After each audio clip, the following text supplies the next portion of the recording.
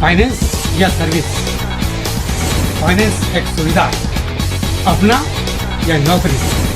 Subsidy आपका सहयोग, आप बढ़ेंगे देश बढ़ेगा। कोई भी समस्या है फाइनेंस से संबंधित, मैं आपके साथ, कंसल्टेंट आपके साथ, एमएसएमई हो या लघु उद्योग हो या लिमिटेड, हम आपके साथ। आपकी हर समस्या का हल संयम फाइनेंस सर्विसेज। नमस्कार दोस्तों, डेयरी के कार्य के दौरान कई बार बैंकर्स या कस्टमर्स, किसान जानकारी मांगते हैं कि अगर हम पशु खरीदें तो पशु कौन सा खरीदें, पशु में कितनी वैरायटी होती है, वो सारी जानकारी भी मांगते हैं। आज के वीडियो में हम आपको पशु संबंधी जानकारी देंगे। इसमें हम आपको जो जानकारी देंगे वो गाय के संबंध में एवं भैंस के संबंध में मैं आपको जानकारी दूंगा। अगली मुलाकात जब होगी तो बकरी पालन के संबंध में भी आपको जानकारी मिलेगी। दोस्तों, इस समय जो आपको गाय जो होती है वो कितने प्रकार की होती है, पहले मैं आपको जानकारी देता हूँ। सबसे अच्छी जो क्वालिटी होती है वो गिर गाय होती है। गिर गाय सबसे अच्छा दूध देने वाली, 18 लीटर तक दूध गिर गाय देती है। बस उसका वातावरण जो होता है वो थोड़ा विशेष होता है, बाकी का सबसे अच्छी दूध देने वाली गिर गाय होती है। लेकिन अगर गिर गाय के अलावा अगर गाय की क्वालिटी में अगर हम जाते हैं तो नंबर 1 गिर गाय, number 2 red Sindhi, number 3 Sahiwal, number 4 Haryana, number 5 Thar Parkar, number 6 Kankrej, number 7 Malvi, number 8 Mewati, number 9 Rathi, number 10 Nagori, number 11 हेल्डीडा, नंबर 12 ब्राउन। हेल्डीडा और ब्राउन ये विदेशी नस्ल की गाय है। इस प्रकार से ये लगभग 12 क्वालिटी मिनिमम गाय की वैसे और भी है, लेकिन हमारे जो भारत में पाई जाती है वो ये 12 क्वालिटी की गाय पाई जाती है। ब्रेल्डा और ब्राउन ये विदेशी की गाय थी, लेकिन हमारे यहाँ इसे कन्वर्ट करके इस नस्ल जो है संशोधित की गई है। अब ये जो है हमारे भारत में भी पाई जाती है। रेड सीधी साहिल हरियाणवी ये लगभग 14 लीटर दूध लगभग देती है। गिर गाय 18 लीटर लगभग देती है।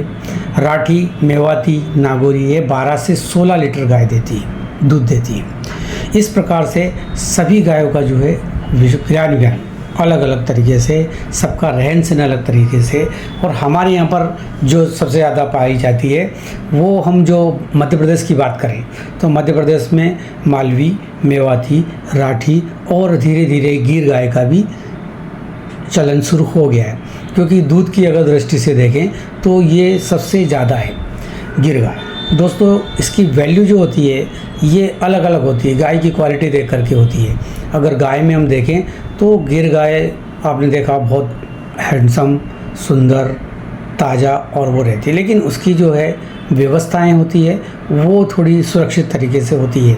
इसलिए जब भी आप डेयरी का प्लान करें तो गिर गाय, हरियाणवी, थार, मेवाती या मालवी, इस गाय के बारे में आप देखें। हेल्डीडा और ब्राउन, इसकी दूध की क्वालिटी बहुत अच्छी है, दूध भी बहुत ज़्यादा देती है, लेकिन ये विदेशी नस्ल की गाय है। जो हम अगर पालते हैं तो हमें इसमें काफ़ी मशक्क़त करनी पड़ेगी।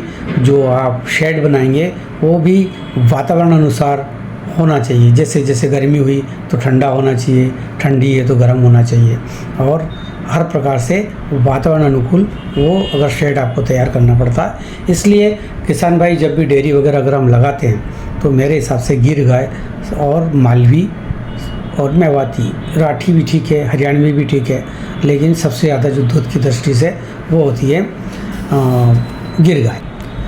इसके बाद अगर हम बात करें भैंस की कि भैंस में हमको कौन सी क्वालिटी सबसे ज़्यादा अच्छी होती है और पालनी चाहिए, तो भैंस में हर एक के मुंह पर जो रहता है वो होता है मुर्रा। मुर्रा भैंस ऐसी है जो कोई भी पाल सकता है, कहीं भी पाल सकते हैं। इसकी जो दूध है जो है कैपेसिटी वो 25 लीटर से 30 लीटर तक की होती है।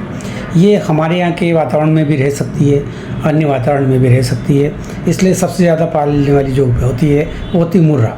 उसके बाद होती है सुरती, उसके बाद होती है जाफरी, उसके बाद होती है मेहतान, इसके बाद भदावरी, गोदावरी, नागपुरी, संबलपुरी, तराई, डोडा, सार्थक नारी, इस प्रकार से भैंस की भी लगभग 10 क्वालिटी हमारे भारत में पाई जाती है।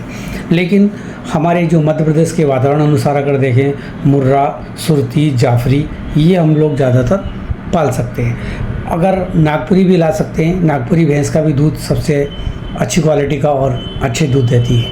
पर पशु में जब भी हम बात करते हैं तो मुर्रा और भैंस में और गाय में गिर गाय, दोनों को हम विशेष रूप से दिए जाते हैं। दोस्तों, जब भी मैं आपको जानकारी देता हूँ, जानकारी आप लोग साझा नहीं करते हैं, इसलिए अभी भी हमारे प्रयासों के बाद भी हम 7 से 10 डेयरी ही नहीं बना पाए। क्यों? क्योंकि हम लोगों का मार्केट में जानना और सबको बताना वो बहुत ज़रूरी है।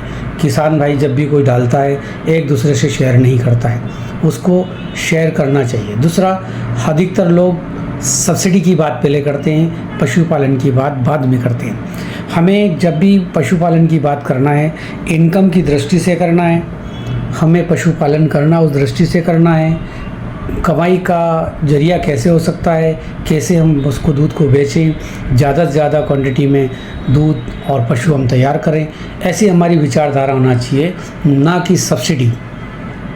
जो व्यक्ति सिर्फ सब्सिडी के लिए बात करता है वो फिर अपना ध्यान सब्सिडी पे रखता है, ना कि कमाई के ऊपर।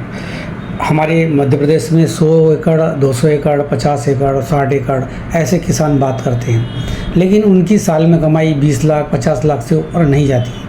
जबकि हरियाणा, पंजाब, महाराष्ट्र, गुजरात, अन्य जगह को अगर देखेंगे तो 5 एकड़ का किसान, 3 एकड़ का किसान, 2 एकड़ का किसान ओडी से चलता है। 50 लाख रुपए से ऊपर उसकी साल की इनकम होती है और वो इस डेयरी के प्रोडक्ट से पैदा करता है, डेयरी से ही पैदा करता है। और डेयरी एक बहुत बड़ी इंडस्ट्री है, हम लोग उसकी तरफ ध्यान नहीं देते हैं।